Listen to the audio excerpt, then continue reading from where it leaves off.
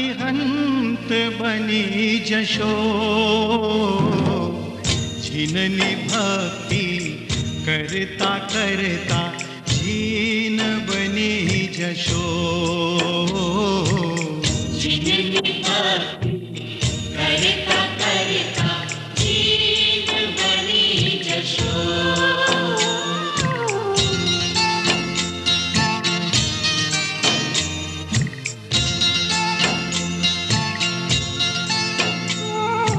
વીર પ્રભુના ધ્યાને મહાવીર બની જશો,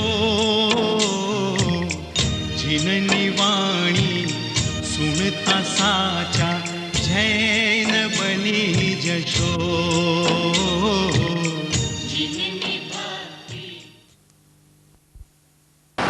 શ્રાવક જીવનના દૈનિક કર્તવ્યો.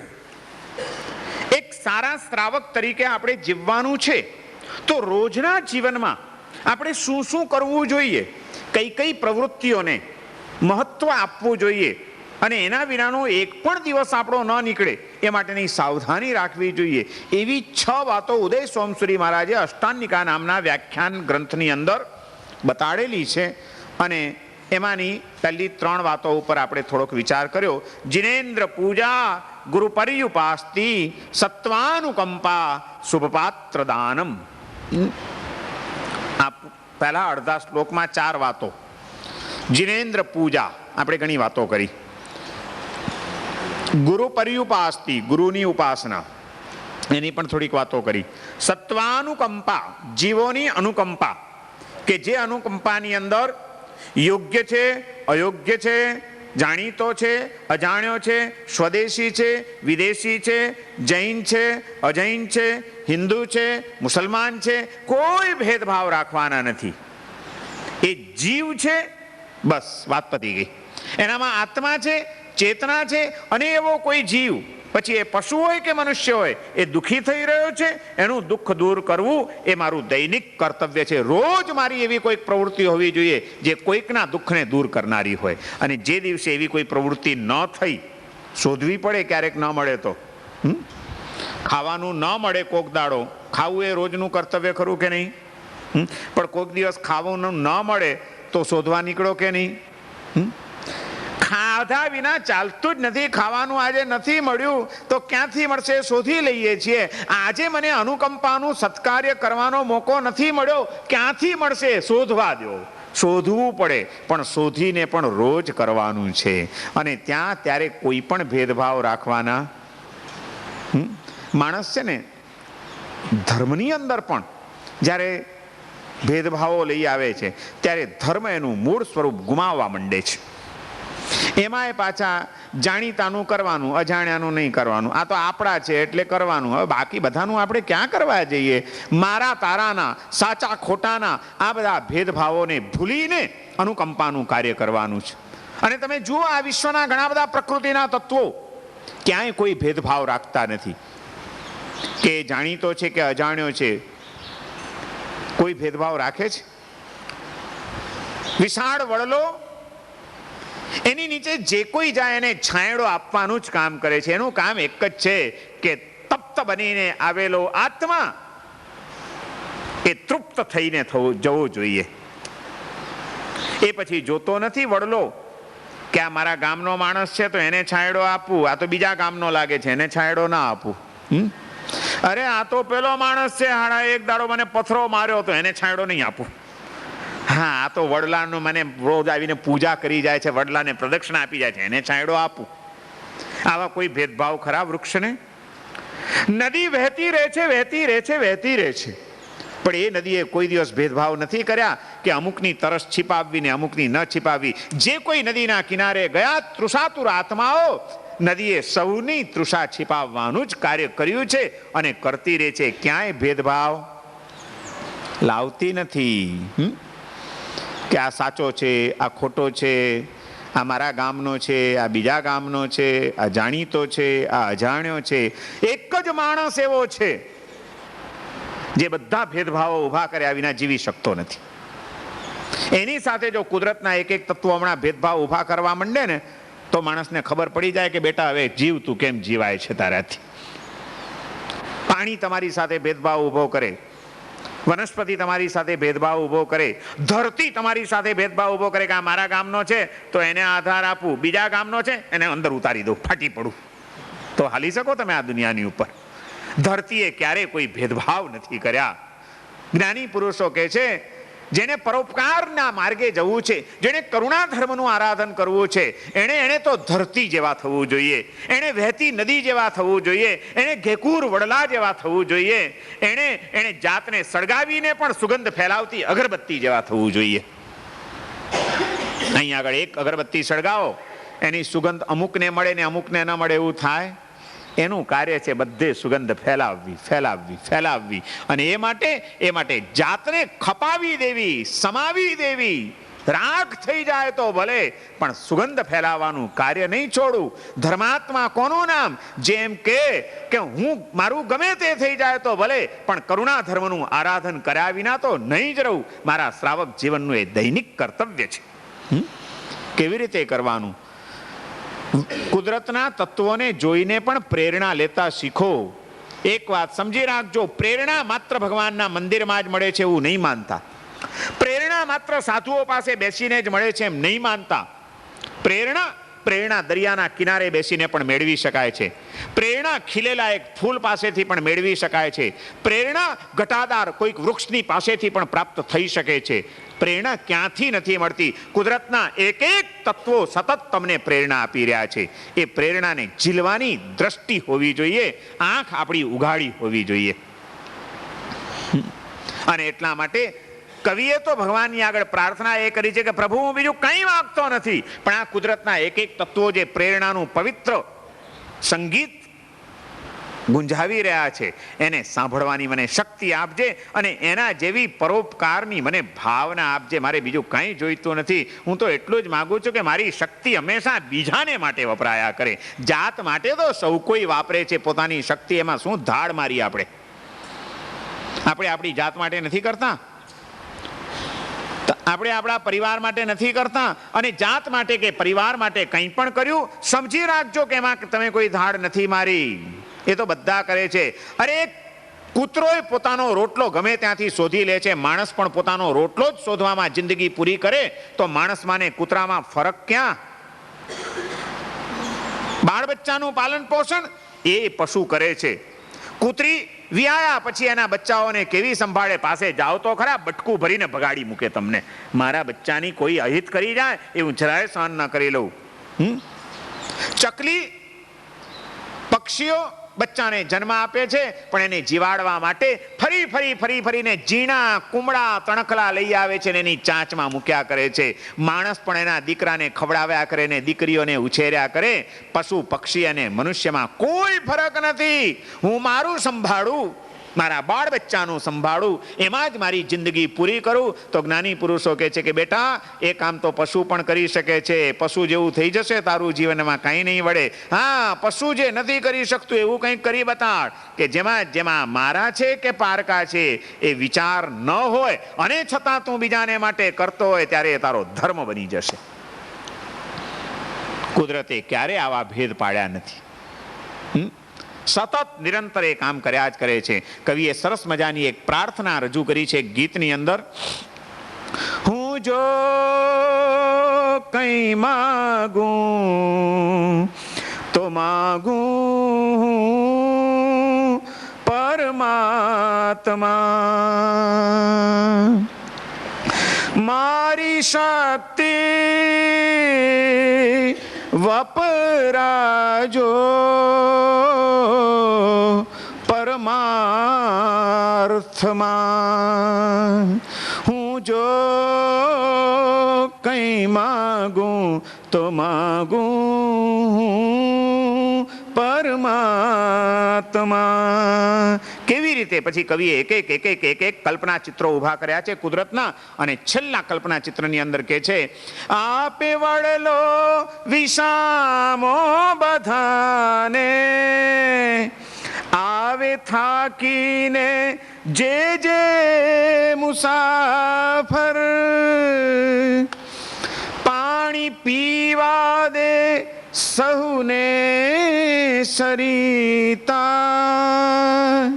એને મન તો બધાએ બરાબર, મારા તારાના ભેદો ભૂલીને પ્રભુ, મારા તારાના ભેદો ભૂલીને પ્રભુ, સાચા ખોટાની શંકા તજીને પ્રભુ, સાચા ખોટાની શંકા તજીને પ્રભુ, મારી શક્તિ વપરાજો પરમાર્થમાં, હું જો કંઈ માગું તો માગું પરમાત્મા. ભગવાન તમારી પાસે કાંઈ માગતો નથી, માત્ર આટલું માંગુ છું કે મને જે કંઈ શક્તિ મળી હોય એ મારી શક્તિ પરમાર્થમાં વપરાતી રહે, બીજાના ભલા માટે વપરાતી રહે, કોકનું કલ્યાણ કરતી રહે.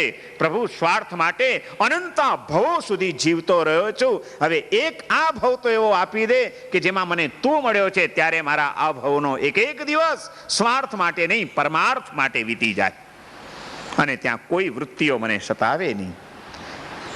આવી શક્તિ ભગવાન આગળ માગવી એનું નામ છે કરુણા ધર્મની પ્રાર્થના. આવી શક્તિ માગીને વાપરવી એનું નામ છે કરુણા ધર્મનું આરાધન. પ્રાર્થના પણ હોવી જોઈએ અને આરાધન પણ હોવું જોઈએ. શ્રાવક જીવન તો જ આપણું શોભી ઉઠે.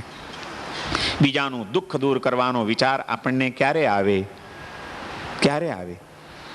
એ દુઃખી છે, કોઈ માનસિક રીતે દુઃખી છે, એનું માનસિક દુઃખ દૂર કરવું એ પણ કરુણા ધર્મનું આરાધન છે. એની પાસે જઈને એને આશ્વાસન મળે, એને બે હૂંફના શબ્દો મળે, એને કોઈ જીવનની હિંમત મળે એવી સરસ વાત કરો અને એને આત્મીયતા પૂર્વક કરો.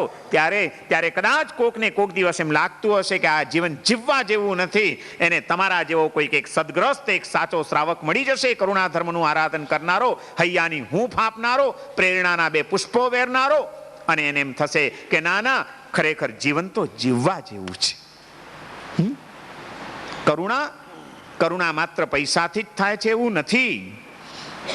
કરુણા એને માટે જોઈએ છે હૃદયની આર્દ્રતા, સંવેદના, અને એ સંવેદના પછી ક્યાંક આર્થિક રૂપે પણ વહી નીકળે, ક્યાંક વાણી દ્વારા પણ વહી નીકળે, ક્યાંક કાયા દ્વારા પણ કાર્યરત થઈ જાય અને જીવ અનુકંપા ધર્મનું આરાધન કરતો થઈ જાય. અનુકંપા એટલે શું? મેં ગઈકાલે સમજાવ્યું હતું. અનુકંપા, કંપન થવું જોઈએ હૃદયની અંદર. કોઈકનું દુઃખ જોયા પછી પછી કંપન થાય અને હૃદય દ્રવીને કાર્યાન્વિત થઈ જાય ત્યારે અનુકંપા ધર્મનું આરાધન કર્યું કહેવાય. અનુકંપા, સત્વાનુકંપા શ્રાવક જીવનનું દૈનિક કર્તવ્ય છે. અને એક વાત સમજી રાખજો, જો તમારે જોવા હશે દુઃખીઓને, તો આ દુનિયામાં દુઃખી જીવોનો કોઈ તોટો નથી. સુખી તો બહુ થોડા છે, દુઃખી જ વધારે છે. કોઈક શારીરિક રીતે દુઃખી છે, કોઈક માનસિક રીતે દુઃખી છે, કોઈક આર્થિક રીતે દુઃખી છે, કોઈક કૌટુંબિક રીતે દુઃખી છે. અનેક જાતના દુઃખોથી ઘેરાયેલું છે આ સંસાર. અને એની વચ્ચે અનુકંપા ધર્મનું આરાધન કરવા માટે ક્યાંય આપણે શોધવા જવું પડે એ વાતમાં કોઈ માલ નથી. કરવું હોય તો ડગલે ને પગલે કરુણા ધર્મનું આરાધન તમે કરી શકો. કરી શકાય કે નહીં? પણ આપણે કરવું છે ખરું? ના. અને જ્યાં સુધી એ નહીં આવે ત્યાં સુધી આ પર્વ પર્યુષણના દિવસોની એક પ્રેરણા આપણને એમ કહે છે કે યાદ રાખજો, જો હૃદયમાં કરુણા નથી, અનુકંપા નથી, તો બાકીના ગમે એટલા ધર્મો દુનિયામાં પથરાયેલા છે એ ધર્મના અંકુરા તમારા હૃદયની ધરતી ઉપર ઉગી શકશે નહીં. કલ્પસૂત્રનું વિવેચન કરતા કલ્પસૂત્રની ભૂમિકાની અંદર આચાર્ય ભગવંતે એક વાત કરી છે. દયા કૃપા નદી તીરે સર્વે ધર્મા તૃણાંકુરા. અંકુરા ક્યાં ઉગે? સૂકી ધરતીમાં કે ભીની ધરતીમાં? રાજસ્થાનના રણમાં ક્યાંય અંકુરા ઉગેલા જોયા તમે? ઘાસના તણખલાએ જોવા મળે. જ્યાં ધરતીમાં ભીનાશ ન હોય ને ત્યાં અંકુરા ફૂટતા નથી, ઘાસનું તણખલું એ નીકળતું નથી. અને જ્યાં ભીનાશ રહેતી હોય ને ત્યાં ન જોઈતું હોય તો એ ઘાસ ઉગી નીકળ્યા વિના રહેતું નથી. નીંદવું પડે છે તમારે. કલ્પસૂત્રકાર અહીંયા આગળ કહે છે કે દયા કૃપા નદી તીરે, દયા અને કૃપા, વાત્સલ્ય, કરુણા એ રૂપી નદીના કિનારે સર્વે ધર્મા તૃણાંકુરાહા, બાકીના બધા જ ધર્મો એના અંકુરા અને એના તણખલા ઉગી નીકળ્યા વિના રહેતા નથી. પણ જો નદી સુકાઈ ગઈ હોય દયાની, તો ત્યાં આગળ કોઈ ધર્મનો અંકુરો ઉગી શકતો નથી. ધર્માત્મા તે જે જીવ માત્રની પ્રત્યે દયા અને અનુકંપાથી ભરેલો હોય. બીજાનું દુઃખ આપણું દુઃખ બની જાય, એનું દુઃખ આપણા હૃદયને દ્રવિત કરી જાય, ત્યારે સમજવું જોઈએ કે આપણે ખરેખર અનુકંપાશીલ બન્યા છીએ. આજે તો માણસ એટલો બધો સ્વકેન્દ્રિત બન્યો છે, સેલ્ફિશ બન્યો છે, સ્વાર્થાંત બન્યો છે કે ગમે એવા દુઃખી માણસ સામે દેખાય ને એની પાસેથી ચાલ્યો જાય, છતાં હૃદયમાં કોઈ સંવેદના પણ ન થાય, કોઈ એક ઝણકાર પણ ન થાય. આ તો બધું ચાલ્યા કરે. રોજ મુંબઈમાં તો આવા કેટલાય જોવા બેસી. હવે કોનું આપણે ચાલો કામ કરો આગળ વધી જવાનું આપણે. અને છતાં આપણે અભિમાન લેતા હોઈએ છીએ, હું તો ધર્માત્મા છું. મારા સાહેબ કેટલા વર્ષ ત્યાં એક દિવસ ભગવાનની પૂજા છોડી નથી. મેં સારું કર્યું તે પૂજા નથી છોડી, ધન્યવાદને પાત્ર છે. પણ ભઈલા, જે ભગવાનની પૂજા કરે છે ભગવાને એ ભવમાંની 3 ભવથી કરુણાની પૂજા કરી હતી. એ તને ખબર છે ખરી? ભગવાનનો ભક્ત જો કરુણા ધર્મનો આરાધક નહીં હોય તો ભગવાનની ભક્તિ અધૂરી નહીં કહેવાય. દુઃખીના દુઃખ દૂર કરવાનો વિચાર આવ્યો તને? મંદિરમાં 10 રૂપિયાની નોટ નાખવાની તૈયારી છે, પણ મંદિરની બહાર બેઠેલા કોઈક ભિખારીને દસ્યુ આપવાની પણ તૈયારી નથી. આ તો બધા હાડકાના આરામ મંદિરોની આગળ બેસી રે. શું બોલો તો પછી શું ચાલે આપણા મગજની અંદર ચક્કર? અરે એ હાડકાનો આરામ હશે કે નહીં, આપણે ભાવનાના આરામ તો થઈ જ ગયા. ગઈ આપણી ભાવના, કરુણા. અને એક વાત સમજી રાખજો, આ ભિખારી છે ને ભીખ નથી માંગતો, એ તમને પ્રેરણા આપી રહ્યો છે. એમ કે છે કે ભઈલા, આ ભગવાનની કૃપાથી ગયા ભાવમાં મને પણ બહુ મળ્યું હતું, અને જે મળ્યું હતું એ બહુ ભોગવ્યું, બહુ મોજ કરી, બધું લે જ કર્યું હતું જિંદગીમાં, પણ કોઈને આમ નહોતું કર્યું. આમ નહોતું કર્યું એની સજા આ ભાવમાં હવે આમ કરવા રૂપે મને મળી છે. અને તું જો આમ નહીં કરે તો આવતા ભવે તારે આમ કરવું પડશે. દીકરા, આપતો જા. ભીખ માંગતો નથી, તમારી આંખ ઉગાડી રહ્યો છે એને તો ઉપકારી માનીને દસ્યુ આપવાનો વિચાર હોય તો 10ની નોટ પકડાવી દેજો. અને એ 10ની નોટ એને જેથી મળીને તમારા મંદિરમાંથી નીકળ્યા પછી ત્યારે તમારે કેવું નહીં પડે. એ બીજે દાડે રાહ જોશે કે ભગવાનનો ભક્ત ક્યારે આવે. અને એ તમે પછી બીજે દાડે નીકળો ત્યારે એને એમ થશે કે આટલી બધી આની ઉપકાર ભાવના, કરુણા, આ ભગવાન કેવા સારા કે જે ભગવાને આને આવી બુદ્ધિ આપી હશે. એના હૃદયમાં એ ભગવાન પ્રત્યેના પ્રેમનો અંકુરો ફૂટી જશે. અને 4 દાડા ને 44 જણા જો આમ કરતા થાય ને તો તમે નહીં બોલો, એના કરતા જોરથી એ બોલશે, પારસનાથ દાદાની જય. બોલાવવી છે. આપણને કયો ધર્મ આવડે છે? કયો ધર્મ આવડે છે આપણને? આપણે 10,000નું દાન આપી શકીએ છીએ, પણ કોઈ ગરીબને 10ની નોટ આપવાની આવે ત્યારે આપણને 17 વિચારો આવે છે. આ આપણી કરુણતા છે. અનુકંપા ધર્મનું પાલન નથી તો ધર્માત્મા કેવી રીતે બની શકાશે? અને જે જીવ માત્રની પ્રત્યે જેને આવી સુખ દુઃખની સંવેદના અનુભવવાની ભૂમિકા આવી ગઈ હોય, એને પછી પોતાના સાધર્મિકો કેવા લાગે? ધર્માત્માઓને જોવાનો દ્રષ્ટિકોણ તો એનો કેટલો ઊંચો થઈ જાય. મહાત્માઓને જોવા માટે એના હૃદયમાં ભક્તિ કેવી ઉછાળા મારે. અને એટલા માટે ઉદય સોમસુરી મહારાજે કીધું કે સત્વાનુકંપા શુભપાત્ર દાનમ. એ પછીનું 4થું કર્તવ્ય છે સુપાત્ર દાન. શુભપાત્ર દાનમ. શુભપાત્ર કોણ છે? જે પ્રભુને આપણે માનીએ છીએ, જે પ્રભુને આપણે પૂજીએ છીએ, જેમના માર્ગની ઉપર આપણે ચાલીએ છીએ, એ પ્રભુને પૂજનારો, એ પ્રભુને માનનારો, એ પ્રભુના માર્ગે ચાલનારો જે કોઈ આત્મા હોય એ બધા શુભ પાત્ર છે. સાધુ હોય, સાધ્વી હોય, શ્રાવક હોય કે શ્રાવિકા હોય, એને સુપાત્ર માનવામાં આવેલા છે. અને એવા સુપાત્રને દાન, એવા સુપાત્રની ભક્તિ, એવા સાધર્મિક પ્રત્યે વાત્સલ્ય એ શ્રાવક જીવનનું એક અનિવાર્ય કર્તવ્ય છે.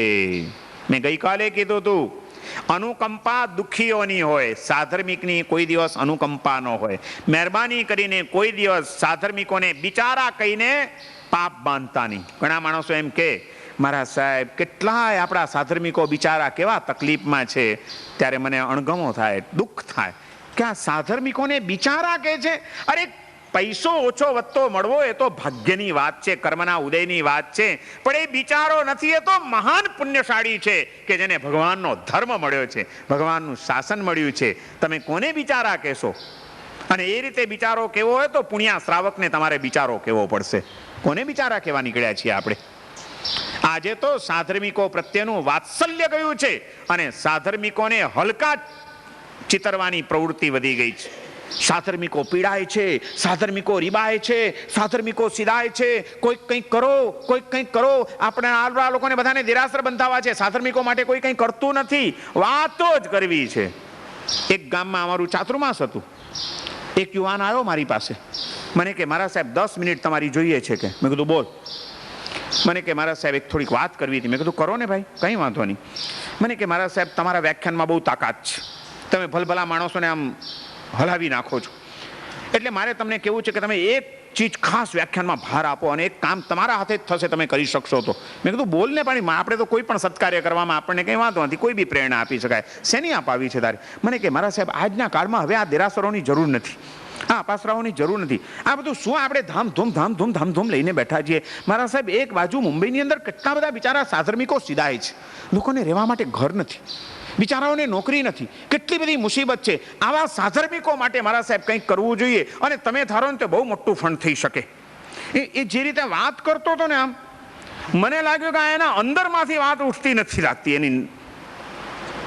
અને અપ ટુ ડેટ હતો, ઇસ્ત્રી ટાઈટ કપડાં પહેરેલા હતા, સોનાના પટ્ટાનું ઘડિયાળ પહેરેલું હતું અને વાત કરતો હતો. મેં કીધું તારી વાત 100% સાચી છે, હું બિલકુલ સંમત છું તારી સાથે. અને ખરેખર આ તે સારું કર્યું, મારું ધ્યાન દોર્યું. મને પણ એમ લાગે છે કે આપણે આ સાધર્મિકો માટે કંઈક કરવું જોઈએ. આપણે એને માટે ચોક્કસ ફંડ ફાળવાની શરૂઆત કરીએ. એક કામ કરીએ, આપણે તારાથી શરૂઆત કરીએ. પહેલાં આ તારું ઘડિયાળ છે ને એ મૂકી દે ફંડની અંદર સાધર્મિકો માટે.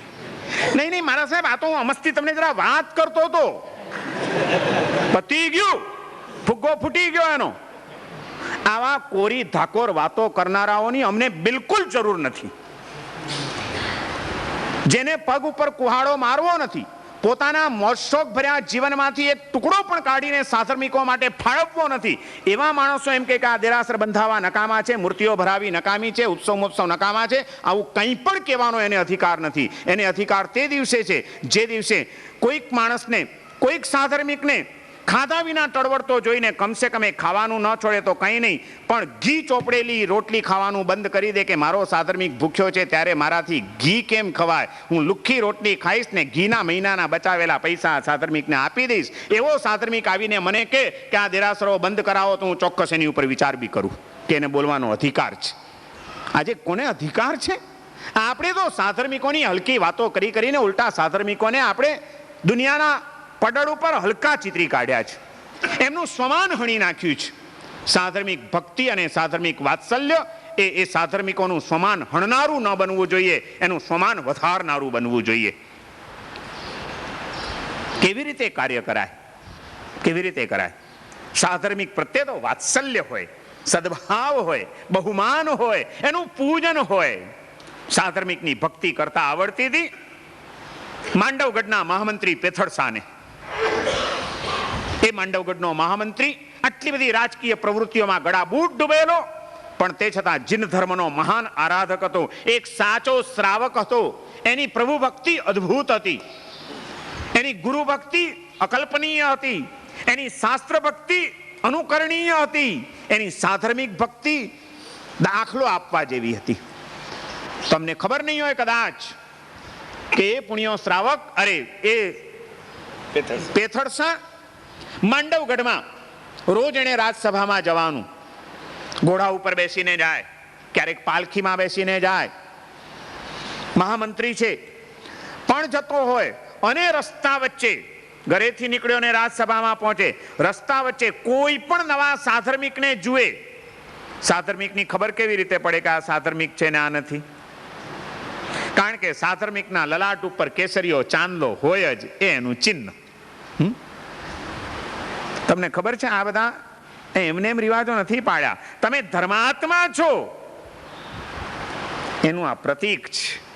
એટલે બીજો કોઈ પણ આત્મા તિલક જોઈને તમારી સાથે ક્યારે પણ અવિવેક ભર્યું વર્તન કરીને બિચારો પાપનો ભાગીદાર ન બને.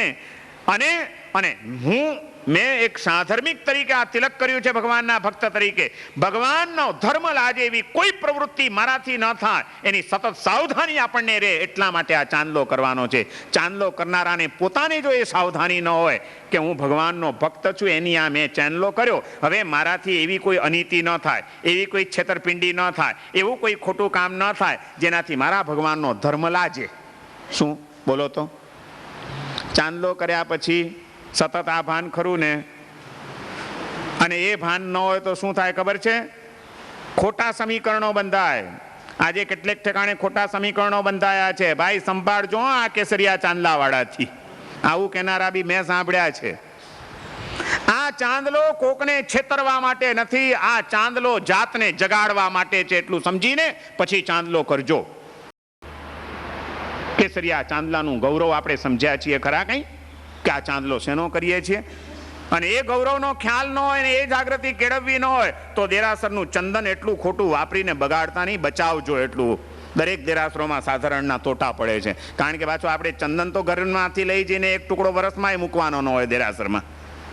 આટલાને હું આંગળી ઊંચી કરાવું, બોલો કે વરસમાં એક સુખડનો ટુકડો બજારમાંથી ખરીદીને અમે દેરાસરમાં મૂકી આવીએ છીએ. જે ગામમાં, જે સંઘમાં, જ્યાં અમે દેરાસરમાં જઈએ છીએ એવા કેટલા મળશે? 400 માંથી 40 મળી રહેશે મને. એક ભાઈ ને એક બેન. ચાલો લાજ તો રહી, લખાવી આવે. લખાવો કેટલું? 11 રૂપિયા સાધારણ ખાતે. આપણે લખાવો કેટલું ને 12 મહિના વાપરો કેટલું? કાકા મને હિસાબ આપો. તમે દેરાસર સંઘનું પૂજારી, એનો પગાર તમે આપતા હશો ઘરેથી? નહીં, એ સંઘનો. કેસર સુખડ સંઘના, દીવાનું ઘી સંઘનું, પ્રક્ષાલ માટે દૂધ મંગાવતા હો તો દૂધ સંઘનું, અંગલુચનાનો તાકો તો દર વર્ષે એક જતો જશે દેરાસરમાં તમારા તરફથી, એ સંઘનું. આ બધી ચીજ તમે સંઘની વાપરો. અને એક દાડો, 2 દાડા, 5 દાડા નહીં, 12 મહિના 360 દાડા એનો ટોટલ માર્યો છે. કોઈ દાડો કેટલો થાય ને લખાયું કેટલું? આ વખતે રસીદ બુક મારે જોવાની ઈચ્છા છે. સાધારણ ખાતામાં કેટલું લખાવી ગયા. આ ઘડી તિથલ આવીએ છીએ ને મજા કરી આવીએ છીએ, બહુ મજા. મારા સાહેબ કેવું પડે, અહીંના દેરાસરની ચોખ્ખાઈ, પણ કાકા ચોખ્ખાઈ એમને એમ નથી રહેતી. એને માટે ઘસાવવું પડે છે. કોઈકનું શરીર ઘસાય છે, કોઈકનું મન ઘસાય છે ને કોઈક ઘણાયનું ધન ઘસાય છે. ત્યારે આ શાંતિ નિકેતન આટલું ચોખ્ખું લાગે છે ને તમને ગમે છે. એને માટે અમે તો ચોખ્ખાઈના વખાણ કરીએ. બાકી શાંતિ નિકેતનની ચોખ્ખાઈ કેવી પડે, શું સ્વચ્છતા છે. પણ સ્વચ્છતા માટે તે કંઈ આલ્યું તો કે હું અનુમોદના કરું છું ને. આપણે તો કરણ કરાવણ ને અનુમોદન સરખા પડ નિપજાવે રે. આવા કોરા ધાકોર વાતો કરનારા માણસોથી આ શાસન ચાલ્યું નથી ને ચાલશે નહીં ભઈલા. અહીં તો ભોગ આપવાની પહેલી વાત આવશે કે હું મારા ગાંઠનો ભોગ પહેલો આપું. અરે ચાંદલો તો બહુ મોટી ચીજ છે, તમને ખબર છે? ચાંદલો એ સૂચવે છે, તમને ખબર છે આપણે ત્યાં લગ્ન થયા પછી સ્ત્રી કોઈ દિવસ ચાંદલા વિનાની ન હોય. શું કામ? બધાને ખબર પડે કે આ કોકની છે એટલે એની ઉપર આપણાથી નજર નંખાય નહીં.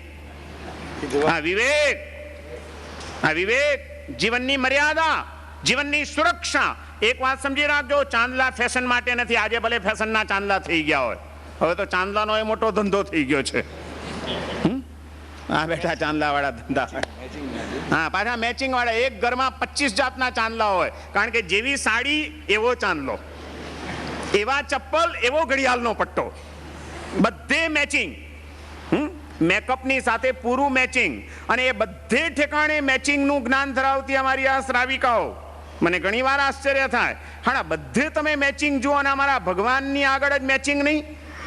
ભગવાનની પૂજા કરે ને તો એક પગ ઉપર લાલ ગુલાબ મૂકે, બીજા પગ ઉપર સફેદ ગુલાબ મૂકે, અને વચ્ચે વળી લાલ મૂકે. એટલે પણ તારી પાસે બે લાલ છે તો વચ્ચે સફેદ મૂક ને બે બાજુ બે લાલ મૂક તો ભગવાન સરસ લાગે, જરા મેચ લાગે. એ કઈ નહીં, તો ગમે ત્યાં ફૂલ મૂકી દેવાનું, આપણે પુષ્પ પૂજા કરવાથી નિસ્બત. બાકી મગજમારી કોણ કરે? હા, આપણે ગમે ત્યાં શરીરમાં અહીં એક બાજુ એક જાતનો મેકઅપ લગાડો ને બીજા ગાલ પર બીજો લગાડીને નીકળો તો ખરા બેટાઓ, કેમ દેખાય છે? ત્યાં તો બધું અપ ટુ ડેટ જોઈએ. અમારા ભગવાન અપ ટુ ડેટ ના લાગે તો ચાલે. ક્યાં ભગવાન બોલવાના છે? જીતુભાઈએ કીધું ભગવાન તો વિતરાગ છે, એ કઈ ખીજવાના નથી, રીઝવાના નથી. મહેલના પંચાયત જેમ કરે, આપણે તો પૂજા કરવાથી નિસ્બત. તમે જોઈ છે કોઈ વાર મૂર્તિ? જોઈ છે? જોવી છે? હમણાં જ લઈ જાઉં બધાને. મેં જોઈ નથી, પણ છતાં ખાતરીથી તમને કહું કે મારે જે કેવું છે જોવા મળશે જ. બોલો, આમ પૂજા કરે ને, કેસરની વાટકી લે અને અહીંથી અહીં સુધી ચાંદલો પહોંચતા વચ્ચે 3 છાંટા તો બીજા પડી જ જાય, જે ભગવાનને કાં અહીં લાગ્યા હોય, કાં અહીં લાગ્યા હોય, કાં અહીં લાગ્યા હોય, કાં નાક પર લાગ્યા હોય. એવા 25 ચાંદલા તમને હમણાં બતાડું, જ્યાં ન હોવા જોઈએ ત્યાં હશે મૂર્તિને. બોલો, એટલો વિવેક ખરો? અરે તમે જ્યારે તમારી આમ લિપસ્ટિક કરો ને, ત્યાં જરાક ઓઠ પર ના આવી જાય. અને આઈબ્રો કરે ત્યારે એની ધાર જરાય જાડી પતલી ન થઈ જાય. આટલી બધી ચિંતા કરનારા અમારા ભગવાનના ભક્તો અમારા ભગવાનની પૂજા કરવા જાય ત્યારે મારા ભગવાન સરસ દેખાવા જોઈએ, એ કાબર ચિત્રા ન થવા જોઈએ, એને ક્યાંય કેસરના ખોટા છાંટણા પડવા ન જોઈએ. એની એને ખબર જ ન હોય. એને તો પૂજા કરવાથી જ નિસ્બત. લે દેવ ચોખાને કર મારો છૂટકો. પૂજા પતી ગઈ, આપણે કામ થઈ ગયું. લ્યો, મજા આવી ગઈ. શું મજા આવી ગઈ? અરે ભગવાનના સૌંદર્યનો પણ વિચાર કરજો. અમારા ભગવાનની આવી સરસ મજાની મૂર્તિઓ, કેટલી મહેનત કરીને સુંદર બનાવરાવેલી મૂર્તિઓ, એને ખાલી આપણો થોડોક વિવેક નહીં હોય પૂજા કરવાનો તો એનું સૌંદર્ય નષ્ટ થશે. અને તમે હવે માર્ક કરજો. અને હું તો ત્યાં સુધી કહું કે સાચો ભક્ત તો એ કહેવાય, 9 અંગે પૂજા કરવી એનું જ નામ પૂજા નથી. હું કહું છું ખાલી એક જ અંગે ભલે તમે પૂજા કરો, તમે કરવા જાઓ ત્યારે, પણ તમારી પહેલા મારા જેવા 4 અજ્ઞાની જીવો કદાચ પૂજા કરી ગયા હોય અને ગમે ત્યાં કેસરના છાંટણા નાખીને ભગવાનને બેડોળ બનાવી ગયા હોય. તમારી પાસે ટાઈમ ઓછો છે, હું કહું છું એક જ ચાંદલો કરજો, પણ એક ભીનું અંગલૂછનું લઈને ભગવાનની મૂર્તિને જ્યાં જ્યાં ડાગાડુગી પડ્યા હોય, ખોટા કેસરના ચાંદલા પડ્યા હોય, એ બધા સાફ કરી નાખજો. એ પણ તમારી પૂજા જ છે. કે બીજા કોઈકનો વિવેક નથી તો કંઈ નહીં, લાવ હું ભગવાનની મૂર્તિ સરખી કરી નાખું. આ બહુ કાબરચિત્રી સારી નથી લાગતી, એ કરો ને તમે તો એ બી પૂજા છે. એમ નહીં માનતા કે 9 અંગે ટીપકા ટપકા કરવા એનું જ નામ પૂજા છે. ભગવાનનું સૌંદર્ય આપણે સમજ્યા છીએ ખરા? દેરાસરોમાં આજે મૂર્તિઓ ઘણી છે, ઠેક ઠેકાણે મૂર્તિઓ વધતી જાય છે, પણ મૂર્તિઓના સૌંદર્ય પ્રત્યેનું લક્ષ્ય ઓછું થતું જાય છે. ઘણે ઠેકાણે તમે જોશો ને તો ચક્ષુઓ પણ એક લેવલની ન હોય, એક ઊંચી હોય ને એક નીચી હોય. માણસને જેવી રીતે લગાડ્યો તો માણસ બાડો લાગે, ભગવાનને બાડા ન કહેવાય માટે હું નથી બોલતો. પણ આપણી ચક્ષુઓનું લેવલ ન હોય, આપણી ભમરોનું લેવલ ન હોય. અને ઓઠ ઉપર તો રાડ એવી રીતે આમ કરીને ચડવી દે કે ભગવાનને બોલવું હોય તો ન બોલી શકે. અરે ક્યાંક તો સૌંદર્ય, તું તારી લિપસ્ટિક કેવી રીતે લગાડે છે ને ભગવાનના ઓઠ પર રાડ કેવી રીતે લગાડે છે, કોઈ સૌંદર્યની દ્રષ્ટિ જ નહીં આપણી પાસે. વિવેક વિવેક વિવેક બધે ઠેકાણે જરૂરી છે આજે વિવેક. ક્યાં છે વિવેક? ભગવાનની ભક્તિ કરનારો કેવી રીતે કરે? કેસરીયો ચાંદલો બહુ મોટી ચીજ છે એમ સૂચવે છે કે આ ભગવાન વિતરાગના ધર્મનો આરાધક છે. અને એટલે પેથળસા જ્યારે માંડવગઢના રાજમાર્ગ ઉપરથી નીકળતો હતો અને એમાં જુએ કોઈકના કપાળ ઉપર કેસરીયો ચાંદલો, અને ઇતિહાસ અમારો એમ કે છે કે પેથળસા હાથી ઉપરથી કૂદી પડતો હતો, રસ્તા વચ્ચે સાધર્મિકને ભેટી પડતો હતો, હર્ષ થઈ જતો હતો. સાધર્મિકના દર્શન ક્યાંથી થાય? પછી એ સાધર્મિક મેલો છે, ઘેલો છે, ગામડીઓ છે, શ્રીમંત છે, કશું જોતો નહોતો. કેસરીયો ચાંદલો દેખાયો નથી ને પેથળસા ભાવ વિભોર થયા નથી, કૂદી પડ્યા નથી ઘોડા પરથી અને ભેટી પડ્યા નથી સાધર્મિકને. સાધર્મિક ક્યાંથી મળે? તરત જ પૂછે, ભાગ્યશાળી, પહેલી વાર જોઉં છું, બારગામના લાગો છો, ક્યાંથી આવો છો? તો કે ભાઈ બારગામથી આવીએ છીએ. તો ચાલો મારા ઘરે પધારો, આજે લાભ આપ્યા વિના જવાશે નહીં. અજાણ્યો સાધર્મિક, બહારગામનો કોઈક સાધર્મિક ગામમાં આવ્યો હોય અને ઘરે આવ્યા વિના જાય, એ મને શું?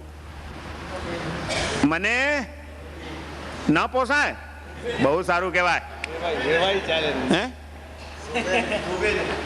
એમ વેવાઈ બારગામથી વેવાઈ ગામમાં આવ્યા હોય અને ઘરે આવ્યા વિના જાય તો ચાલે? ન ચાલે. અને સાધર્મિક કોઈક બારગામથી આવ્યો હોય ને ઘરે આવ્યા વિના હાલ્યો જાય તો ચાલે? ચાલે. શું સાધર્મિક એટલે? સાધર્મિકનું આપણે મહત્વ સમજ્યા છીએ ખરા? પેથળસાનો આ નિયમ હતો. કોઈ પણ નવો સાધર્મિક આવ્યો એને ઘરે લઈ જવાનો, ઘરે લઈ જઈને એને પ્રેમથી જમાડવાનો. અને જમાડતા જમાડતા વાતચીતો ચાલે અને વાત વાતમાં બધું જાણી લેવાનું કે કોણ છે, શું પ્રવૃત્તિ કરે છે, એની કેવી સ્થિતિ છે. અને એ બધી વાતચીતમાં હોશિયારીથી એમાં ખબર પડી જાય કે કોઈક નબળી સ્થિતિ વાળો છે અને આર્થિક મુસીબતમાં જીવન જીવી રહ્યો છે, તો પાછું જ્યારે એ સાધર્મિકને વિદાય લે ત્યારે પહેરામણી કરવાની, સંઘ પૂજન કરવું જોઈએ, વિધિ છે. સાધર્મિકને ઘરે જમવા માટે બોલાવ્યા તો જમાડીને એમને એમ વિદાય કરાય નહીં, એનું બહુમાન કરવાનું, તિલક કરીને પહેરામણી. અને એ પહેરામણી લેવાની કોઈ સાધર્મિક ના પાડી પણ ન શકે. એટલે પેથળસા એની સાથે પહેલેથી વાતચીત કરીને એનું માપ કાઢી લેતા હતા કે આ સાધર્મિકની શું સ્થિતિ છે. અને જેવો સાધર્મિક એમ લાગે કે આ તકલીફમાં છે તો એને એવી સરખી પહેરામણી કરે કે જેના કારણે એને ત્યાંથી ગયા પછી એની એક ચિંતા તો ઓછી જ થઈ ગઈ હોય અને કંઈક ને કંઈક નાના સરખા ધંધે લાગી ગયા વિના રહે નહીં. એવી સરસ મજાની પહેરામણી કરીને બહુમાનપૂર્વક એને આપી દે. એનું નામ સાધર્મિક વાત્સલ્ય. શું સાધર્મિક વાત્સલ્ય એટલે? વાત્સલ્ય એટલે શું? જમણવાર માત્ર કરી દીધો એટલે સામી વાત્સલ્ય થઈ ગયું? અને એ સામી વાત્સલ્યની અંદર પણ હવે તો વિવેક ભૂલાયો છે એટલી હદે કે અપ ટુ ડેટ માણસો હોય, સુખી માણસો હોય, શ્રીમંત માણસો હોય, એમની સ્પેશિયલ સગવડો સચવાય. અને કોઈ પુણ્યા શ્રાવક જેવો મેલો ગેલો આવી ગયો તો એ ભાઈ પછી આવજો, હમણાં હું હાલે આવ્યા. સાધર્મિકનું અપમાન પણ થઈ જાય 10 જણાની વચ્ચે. અને છતાં તમે એમ કહેતા હો કે અમે સાધર્મિક વાત્સલ્ય કર્યું, તો મહેરબાની કરીને કહું છું કે બોલવાનું બંધ કરજો. તમે સાધર્મિક વાત્સલ્ય નથી કર્યું, તમે સાધર્મિકનું અપમાન કર્યું છે. સાધર્મિક ગમે તેવો હોય, ગરીબ હોય કે શ્રીમંત હોય, મેલો ગેલો હોય કે અપ ટુ ડેટ હોય, એ સાધર્મિક છે, ધર્માત્મા છે, એ બહુમાનનો અધિકારી છે. એનું તો વાત્સલ્ય કરવાનું હોય, પ્રેમ કરવાનું હોય. એની સાથે અનુચિત વ્યવહાર કરાય? શ્રાવક જીવનનું દૈનિક કર્તવ્ય બતાડ્યું છે જ્ઞાની પુરુષોએ, એમને એમ નથી બતાડ્યું. ધર્મ ક્યારે દીપે, ધર્મ સંઘ ક્યારે લાંબો સમય સુધી ચાલે? જો સાધર્મિકો મજબૂત હોય, સંઘ મજબૂત હોય, સંસ્કારી હોય, વિનય અને વિવેક વાળો હોય તો જ. જે સંઘની અંદર જોડાયેલા ધર્માત્માઓમાં વિનય નથી, વિવેક નથી, સંસ્કારિતા નથી, સ્નેહ નથી, એ સંઘ, એને શું કહેવું એ મને નથી સમજાતું. સંઘમાં સ્નેહની જગ્યાએ સંઘર્ષ હોય, રોજના ક્લેશ અને સંક્લેશ હોય, એકબીજા સાધર્મિકોની નિંદા કુથલી અને અપમાન હોય, અને છતાં આપણે એને સંઘ કહીશું? જરા વિચાર કરો કે આજના આપણા સંઘોની શું સ્થિતિ છે. નથી લાગતું કે આપણે ક્યાંક ભૂલ્યા છીએ? ક્યાં આપણો ગૌરવવંતો આ ઇતિહાસ કે જ્યાં રસ્તા વચ્ચે ઉતરી પડીને ભેટી પડનારો પેથળસા એક બાજુ દેખાય, કોઈ પણ ગરીબ સાધર્મિકને જુએ અને શરમથી મોં નીચું પડી જાય એવા મહારાજા કુમારપાળ આપણને દેખાય કે જે કુમારપાળે 14 કરોડની લક્ષ્મી માત્ર સાધર્મિકોને સદ્ધર કરવામાં વાપરી હેમચંદ્રાચાર્યની પ્રેરણાથી. કેટલા? બોલજો તો, ભૂલી નથી ગયા ને? કેટલા? 14 જ કરોડ. ખાલી સાધર્મિક ભક્તિમાં મારો કોઈ પણ સાધર્મિક નબળો ન રહેવો જોઈએ. મારો કોઈ પણ સાધર્મિક એની આજીવિકા માટે લાચારી ભોગવતો ન રહેવો જોઈએ. એને ન હોય તો ધંધાની સગવડ મારે કરી આપવી જોઈએ. એને નોકરી જોઈતી હોય મારે એને નોકરી અપાવવી જોઈએ. અને એ બધું કરું છતાં એનું પૂરેપૂરું સન્માન અને સ્વમાન જળવાવવું જોઈએ. આ બધી ભાવના સાધર્મિક વાત્સલ્યની સાથે જોડાયેલી છે. સાધર્મિક વાત્સલ્ય એટલે શું? જેને ખાવું નથી એને પરાણે મોં ફાડીને બે લાડવા નાખવા, અને જેને ખરેખર ભૂખ્યો છે એને ઉઠાડી મૂકવું, એનું નામ સાધર્મિક વાત્સલ્ય નથી. હા, જેને ત્યાં 4 પેઢી સુધી ન ખૂટે એવાને કદાચ બે લાડવા નહીં ખવડાવો ને તો ચાલશે, પણ જેના ઘરે અહીંથી જમ્યા પછી સાંજે ખીચડી થશે કે નહીં થાય, કે એનો છોકરો દૂધ પીશે કે નહીં પીએ, એવા સાધર્મિકને માટે સ્પેશિયલ જો કંઈક પાછી ભક્તિ નહીં કરો તો નહીં ચાલે. હોશિયાર માણસ તો એનું નામ કહેવાય. જમી લે પણ ખબર પડી જાય પહેરવેશ ઉપરથી, અને ગામમાં રહેતો એટલે જાણતો હોય રજે રજનો ઇતિહાસ, એને ખબર જ હોય કે આના છોકરા સાંજના પાછા દૂધ ભેગા થવાના નથી, કદાચ ખીચડી પણ મળશે કે નહીં, કારણ કે આજે અહીં જમવા આવ્યો એટલે નોકરીએ નહીં ગયો હોય, એટલે રોજી નહીં રડ્યો હોય તો કાલે શું ખાશે. એટલે જતા જતા એને વળી પાછું એક પ્રસાદી કહીને ભાથું બંધાવી દે કે આ લેતા જાઓ પ્રસાદી, સંઘની શેષ કહેવાય, છોકરાઓને ખવડાવજો. હે શું થેલી નહીં તપાસવાની? ઓ ભાઈ સમજો, કંઈક સમજો. સાધર્મિક વાત્સલ્યની વાતો કરવી સહેલી છે, લાડવા ખવડાવી દેવા સહેલા છે. સાધર્મિકો પ્રત્યે હૃદયમાં વાત્સલ્યનો ભાવ નહીં હોય, એને ઉપયોગી થવાનો ભાવ નહીં હોય, એને સંભાળી લેવાનો ભાવ નહીં હોય, એનું ગૌરવ જાળવવાનો ભાવ નહીં હોય, નહીં ચાલે. અને જો આપણે આપણા સાધર્મિકોને નહીં સંભાળીએ તો યાદ રાખજો બહુ મોટો અપરાધ થયેલો કહેવાશે. કારણ કે એવા સાધર્મિકોને સંભાળવા માટે બીજો વર્ગ એક તૈયાર બેઠો જ છે. પછી આપણને કહેવાનો કોઈ અધિકાર નથી કે ક્રિશ્ચિયનો વટાળ પ્રવૃત્તિ કરી રહ્યા છે. તે સંભાળ ન લીધી માટે એને કોઈકે વટલાવ્યો ને, તે સંભાળ લીધો તો એ વટલાવશે નો. એ વટલાવનાર એટલા ગુનેગાર નથી જેટલું વટલાવવું પડે એવી પરિસ્થિતિ સુધી પહોંચાડનાર આપણે બધા એને માટે ગુનેગાર છીએ કે આપણા સાધર્મિકને એક લાચારીના કારણે વટલાવી જવું પડે, એને પોતાનો ધર્મ છોડવો પડે. એ કઈ જાતની આપણી ધર્મ ભાવના, કઈ જાતના આપણા દાન, કઈ જાતની આપણી ક્રિયાઓ, કઈ જાતની આપણી ફિલોસોફીઓ, આપણે કંઈ સમજ્યા છીએ? અને સમય હવે દૂર નથી. જો આપણે સૌ જાગૃત નહીં બનીએ, કર્તવ્યો પ્રત્યે આપણે અભિમુખ નહીં બનીએ તો સારું છે કે હજી મોટા ભાગે જૈન સમાજ આનાથી બચ્યો છે, પણ કદાચ કાલે કોઈક વ્યક્તિ લાચારીવશ આ પરિસ્થિતિમાં પણ મુકાઈ જાય તો એમાં આશ્ચર્ય નહીં પામતા. તમે એમ નહીં સમજતા કે જૈન સમાજ માત્ર મુંબઈમાં જ જીવે છે, માત્ર સુરતમાં જ જીવે છે, માત્ર વલસાડમાં જ જીવે છે કે અમદાવાદમાં જ જીવે છે. જૈન સમાજ ભારતના ગામડે ગામડે પથરાયેલો પડ્યો છે. તમને ખબર પણ નહીં એવા આદિવાસીઓના ઝૂંપડાઓની વચ્ચે ઝૂંપડું બાંધીને પણ આપણા જૈન પરિવારો જીવે છે. બોલો, જાણો છો તમે?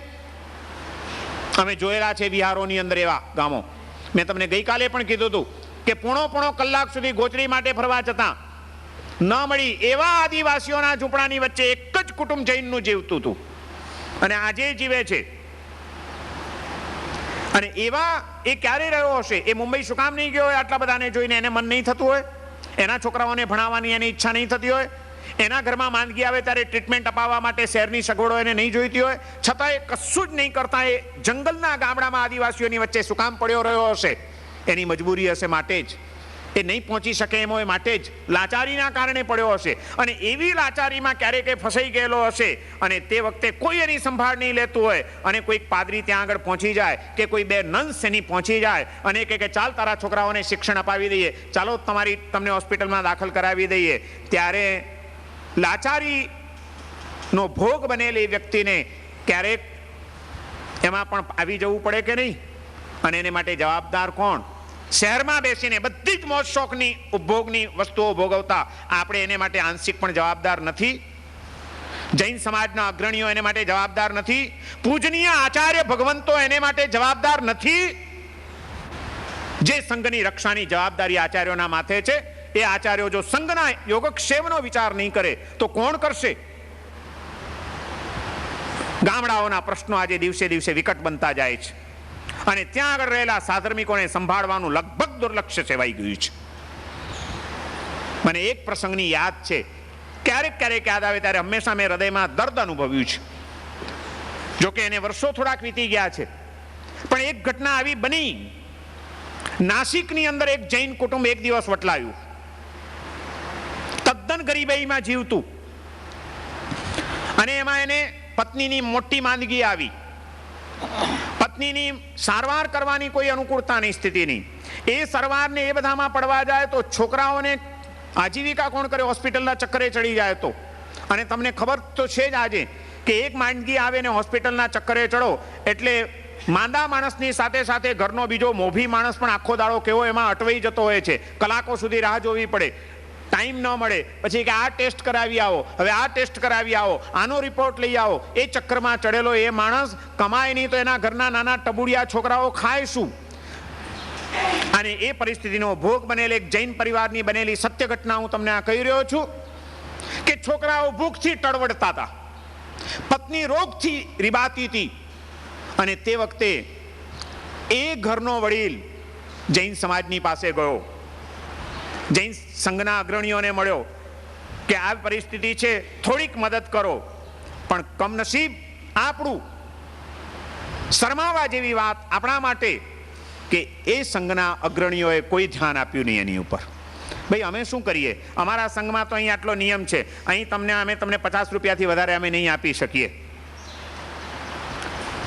સંઘના નિયમોને પણ જડતાથી વળગી રહેનારા, ક્યારેક પરિસ્થિતિવશ તટસ્થ રીતે તપાસ કરીને યોગ્ય વ્યક્તિ હોય ને યોગ્ય પ્રસંગ હોય ત્યારે પ્રેક્ટિકલ ઉપાય નહીં લેનારા સંઘના અગ્રણીઓ પણ દોષના ભાગીદાર છે. એક વાત સમજી રાખજો.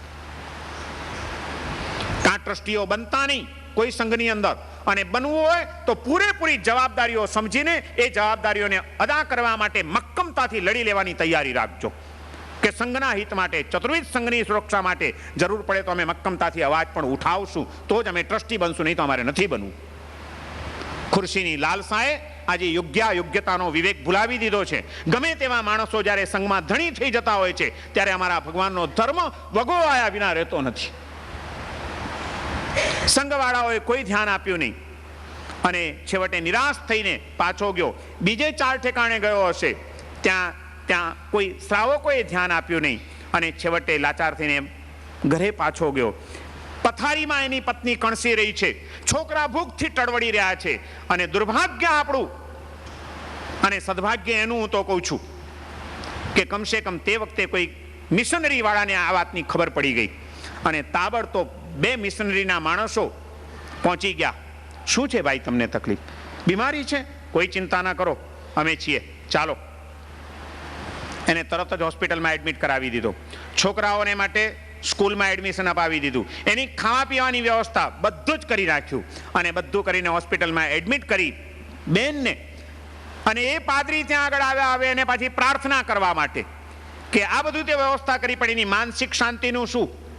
એને માનસિક રીતે બળ મળે, શાંતિ મળે અને આશ્વાસન મળે. 2 પાદરીઓ પહોંચી ગયા, અમે તમારા માટે પ્રેયર કરીએ છીએ. અને ત્યાં પ્રેયર કરી. હું જ્યારે હોસ્પિટલમાં હતો ત્યારે મેં અમારા ટ્રસ્ટી હરીશભાઈને કીધું હતું, મેં કીધું આ હોસ્પિટલના દર્દીઓને જોઈને એમ થાય છે કે આપણા સાધ્વીજીઓને આ પણ એક કામે લગાડવા જેવા છે. અહીં આગળ આવતા દર્દીઓ અસાતા વેદનીયથી એવા પીડાતા હોય છે અને માનસિક રીતે એવા ભાંગી પડ્યા હોય છે. અમારા સાધ્વીઓ ભલે કદાચ એમના આચારવશ બીજું કંઈ ન કરી શકે, માંગલિક તો સંભળાવી શકે ને, એમાં તો કોઈ દોષ નથી લાગતો ને એમને. શા માટે સાધ્વીજીઓના 2-4 ગ્રુપ એવા મુંબઈમાં ન હોય જે રોજ એક હોસ્પિટલની મુલાકાત લેતા હોય અને એક ખાટલે જઈને એને આશ્વાસન આપે, ભાઈ ચિંતા નહીં કરતા, અશુભ કર્મના ઉદય આવ્યા છે, બધું સારું થઈ જશે, નવકાર મંત્રનું સ્મરણ કરો, માંગલિક સાંભળો, લ્યો અમે તમને માંગલિક સંભળાવીએ. અને હકીકત છે, મેં નજરે જોયેલું છે. મારું જ્યારે આ હાથનું ઓપરેશન થયું એના બીજા જ દિવસે એ જ ફ્લોર ઉપર હું 3 ઠેકાણે માંગલિક સંભળાવવા ગયો અને તે વખતે દર્દીની આંખમાં જે આંસુ જોયા છે, એના હૃદય ગદગદ થતા જોયા છે, એના સ્વજનોનું હૈયું જે ભરાઈ ગયેલું જોયું છે અને એમને જે આનંદ થયો છે, ત્યારે મને એમ થઈ ગયું કે આ બહુ મોટો ધર્મ છે. મારી સાથે પ્રવીણભાઈ મેવાવાળા અમારા ટ્રસ્ટી હતા, એમણે મને ના પણ પાડી કે મારા સાહેબ કાલે ઓપરેશન થયું છે, અહીંથી હાડકું કાઢ્યું છે, તમે ચાલો નહીં. મેં કીધું પ્રવીણભાઈ વાંધો નથી, તમે મારો હાથ ચાલો. આ આત્માને અત્યારે લીવરના કેન્સરથી 8 મહિનાથી જે હિન્દુજા હોસ્પિટલના એક સ્પેશિયલ રૂમમાં રહ્યો હતો, એના બિલ કેટલા થતા હશે, એના કેટલા ટેન્શનો હશે. મેં કીધું એ માંગણી કરવા આવ્યો છે ને, એને શાંતિ થાય છે ને, મને વાંધો નહીં આવે, તમે મારી સાથે રહો ને, આપણે જઈ આવીએ. અને ગયા પછી જે મને આનંદ થયો છે, એ આનંદ હું વર્ણવી ના શકું. અમારા સાધુ સાધ્વીજીઓ શા માટે ઉપાશ્રયમાં જ બેસી રહે? મારો પ્રશ્ન છે આ. સંઘ પ્રત્યેની એમની કોઈ ફરજો નથી. ક્યાંય હોસ્પિટલોમાં જઈને આશ્વાસનના 2 શબ્દો કહેવા, કોઈકને હૂંફ આપવી, કોઈકને માંગલિક સંભળાવવા, શું એ અમારો ધર્મ નથી? અમે અમારી ક્રિયાઓ જ કર્યા કરીએ. પાદરી પહોંચી ગયા અને પાદરીએ પ્રેયર કરીને તૈયાર જ હતું. એમને તો એમનું કામ કરવું છે. જો આપણને વધારે ટીકા કરવાનો અધિકાર નથી, આપણે ભૂલ્યા છીએ માટે. તરત જ ક્રોસ કાઢ્યો અને એના ગળામાં ક્રોસ પહેરાવી દીધો. પેલા એ કોઈ પણ હિચકિચાટ વિના ક્રોસ પહેરી લીધો, પતિ પત્ની બંને જણાએ. અને ભગવાન મહાવીરને જન્મથી પ્રાપ્ત કરનાર એ જૈન પરિવાર એ દિવસે ક્રિશ્ચિયન બની ગયું. ગળામાં ક્રોસ લટકાવી દીધો. થોડોક દિવસો ગયા પછી ખબર પડી, અને આપણા લોકો હંમેશા પછી જ જાગતા હોય છે. આગ લાગે, બધું સળગી જાય, પછી કૂવો ખોદવા બેસે. પછી બધા વાણિયા ઊંચા નીચા થવા માંડ્યા. અરે આને તો ક્રોસ પહેરી લીધો, આ તો ક્રિશ્ચિયન થઈ ગયા. એટલે પણ કેમ ક્રિશ્ચિયન થયા? હજી એની ટીકા ટિપ્પણી? તમારી ભૂલ તો વિચારો કે ક્રિશ્ચિયન કેમ થયો.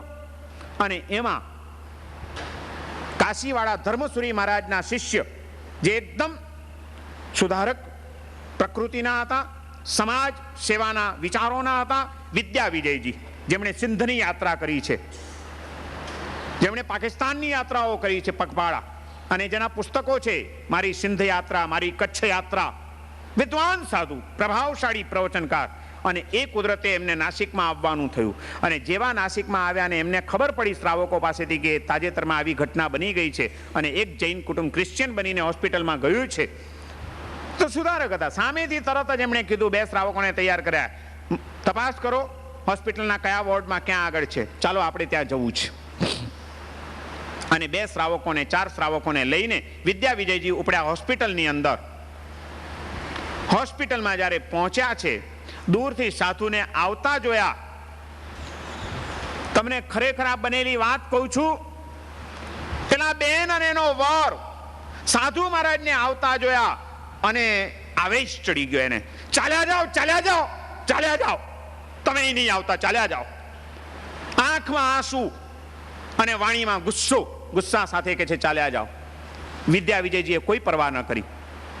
સમજતા હતા કે આવી પરિસ્થિતિમાં આ બધા રિએક્શન આવે. એની પાસે ગયા.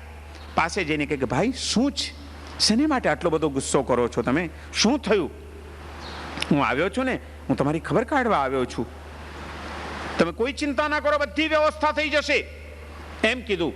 અને એમ કહીને જ્યારે એને આશ્વાસન આપ્યું એટલે પેલાનો આવેશ શાંત થઈ ગયો કે હું બધી વ્યવસ્થા કરવા આવ્યો છું. અને પછી સહેજે પૂછ્યું કે ભાઈ તમે કોણ છો અને શું તકલીફ થઈ, કેમ આમ થયું?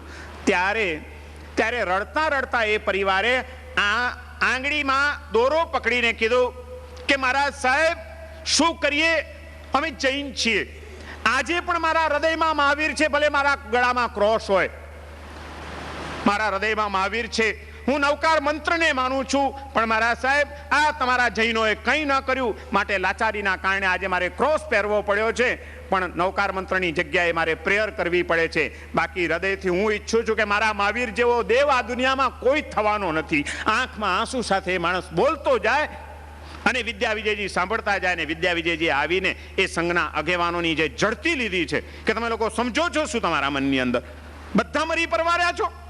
ભગવાન મહાવીરને જન્મથી પામનાર એક ભાગ્યશાળી આત્મા, એના હૃદયમાં મહાવીર હોવા છતાં એના ગળામાં ક્રોસ આવી જાય ત્યાં સુધી કોઈના પેટના પાણી ના હાલ્યા. એક વાત સમજી રાખજો, જે ઘટના આજે એક ઠેકાણે બની છે, કાલે 11 ઠેકાણે પણ બની શકે છે. જો આપણા સમાજે જાગવું નહીં હોય તો, આપણે આપણા કર્તવ્યો પ્રત્યે જાગૃત નહીં થવું હોય તો બધું જ શક્ય છે. એટલા માટે કહું છું કે સુપાત્ર દાનનો મહિમા સમજો. શું સુપાત્ર દાન એટલે? સમાત્ર સાધુ સાધ્વીને વરાવવું એ ચોક્કસ સુપાત્ર દાન છે, એ પણ બહુ પુણ્યનું કારણ છે, એ અવશ્ય કરવા જેવું છે. અને હું જ્યારે બીજાની વાત કરું ત્યારે મને હવે તો એમ થાય છે કે હું ક્યાં ગરીબોની ને સાધર્મિકોની વાતો કરું. હવે તો મારે કોક દાડો એવી વાત કરવી પડશે કે કોઈ સાધુ સાધ્વી સીધાતા નથી ને એનું તો ધ્યાન રાખવા નીકળજો. હું જાણું છું કે આજે આપણા સંઘની અંદર એવા પણ સાધુ હશે, એવા પણ મહાસતીજીઓ હશે કે જે બીમાર હશે અને છતાં દવા કોની પાસે મંગાવવી એને માટે એમને વિચાર કરવો પડતો હશે. એમની પાસે કદાચ અમારી જેવું વાણીનું જોર નહીં હોય, એમની પાસે કદાચ અમારા જેવો કોઈ ભક્તવર્ગ ન પણ હોય, કદાચ એમનું એવું કોઈ પુણ્ય ન પણ હોય, પણ એણે ભગવાન મહાવીરના ચરણે જીવનનું સમર્પણ કરી દીધેલું છે.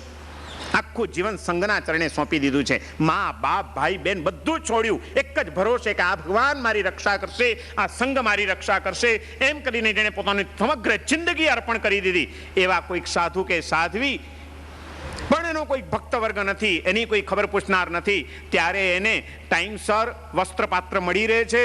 એને ક્યારેક બીમાર પડે તો ઔષધ વગેરેની કોઈ તકલીફ તો નથી ને, એની તપાસ કરવા માટે આપણે કોઈ વ્યવસ્થા રાખી છે ખરી?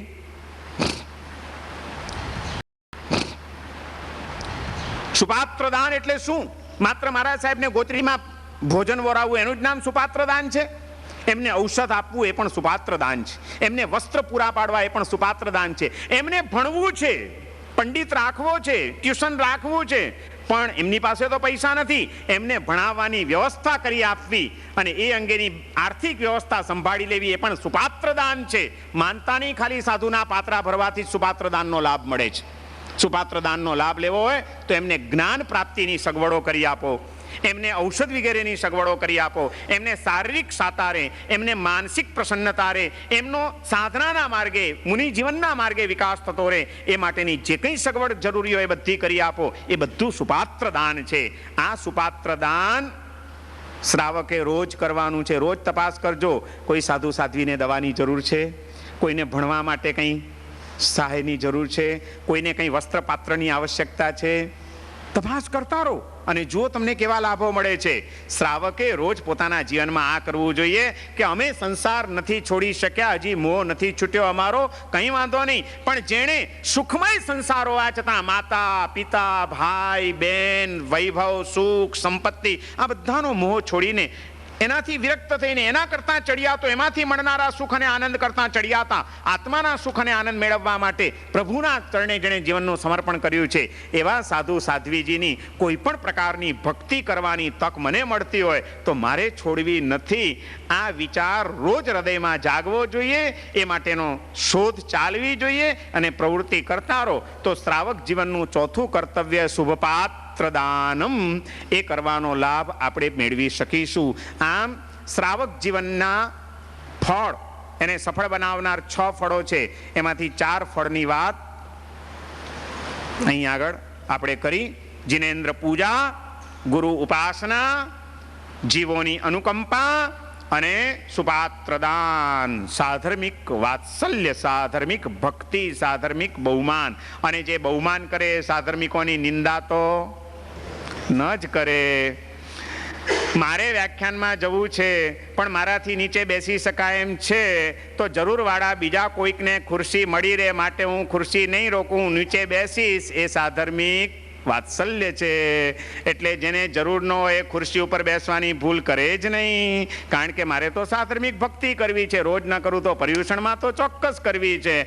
એટલે આ સાધર્મિક ભક્તિ માનવાની જરૂર નથી કે તમે 11,000નો નખરો લખાવીને એક જમણવાર લખાવો તો જ તમે સાધર્મિક ભક્તિ કરી શકો છો. અરે તમે ખાલી ખુરશી ખાલી રાખીને સાધર્મિક ભક્તિ કરી શકો છો. તમે ત્યાં જમવા બેઠા છે એને સરસ ઠંડુ પાણી પીરસવા નીકળો, એ બી સાધર્મિક ભક્તિ છે. તમે એને વાસણ ગોઠવી આપો એ પણ સાધર્મિક ભક્તિ છે. તમે એને બેસવાની અનુકૂળ જગ્યા કરી આપો એ પણ સાધર્મિક ભક્તિ છે. અને કાંઈ ભક્તિ ન કરો તો વાંધો નહીં, કમસે કમ એટલું નક્કી કરો કે કોઈ સાધર્મિકની અવહેલના તો નહીં જ કરવી, કોઈ સાધર્મિકની નિંદા તો નહીં જ કરવી, કોઈનું સ્વમાન હણાય એવી પ્રવૃત્તિ તો અજાણપણે પણ ન થઈ જાય એનું મારે ધ્યાન રાખવું. શું સાધર્મિક ભક્તિ એટલે? વાતો કરવા બેસું તો સાંજ પડે ને મારી સાધર્મિક ભક્તિ પૂરી નહીં થાય અને તમારી રસોઈ રહી જશે. એટલે જવા દો, એના કરતાં વધુ વાતમાં માલ નથી. અને આમે તમે બધા એટલા સમજદાર છો, આ બધા નવા માણસોની પાસે લાંબી ચોડી કરવી પડે. સમજદારને તેજીને ટકોરો જ બસ હોય. એટલે હું તમને બધાને તેજી ઘોડા માનું છું. એટલે આટલો ટકોરો ઘણો થઈ ગયો. મને ચોક્કસ વિશ્વાસ છે કે તમે જ્યાં રહેતા હશો, જે સંઘમાં હશો, જે બિલ્ડિંગમાં રહેતા હશો, ત્યાં આગળ રહેતા એવા કોઈ પણ સાધર્મિકો હશે જે કોઈ પણ નાના મોટા કારણે સિધાતા હોય, એનું ધ્યાન હવે તમે રાખ્યા વિના રહેશો નહીં. એની સાથે તમે તમારો સ્નેહભર્યો સંબંધ સ્થાપિત કરીને તમારા કર્તવ્યોનું પાલન કરશો, એવી હું તમારી પાસેથી અપેક્ષા નહીં, આશા નહીં, શ્રદ્ધા રાખું તો પણ એ ખોટું નથી. કારણ કે એવી યોગ્યતાવાળા તમે બધા અહીં આરાધકો આવ્યા છો. એટલે એ એક સંકલ્પ સાથે અને આવા શુભ દર્શન અને એના શુભ સમાચાર મને જાણવા મળે કે મહારાજ સાહેબ તમારી પાસેથી આ એક દ્રષ્ટિ ખુલી હતી, એ પછી અમે આ એક સુધારો કર્યો કે આ એક કાર્ય સત્કાર્ય કર્યું છે. આવા સમાચાર મને આ પર્યુષણ પછી ઉત્તરોત્તર મળતા રહે દિવાળી સુધીમાં, એવી આશા રાખીને હું મારા વક્તવ્યને અહીં આગળ વિરામ આપું છું. અત્યારનું પ્રવચન અહીં પૂરું કરું છું.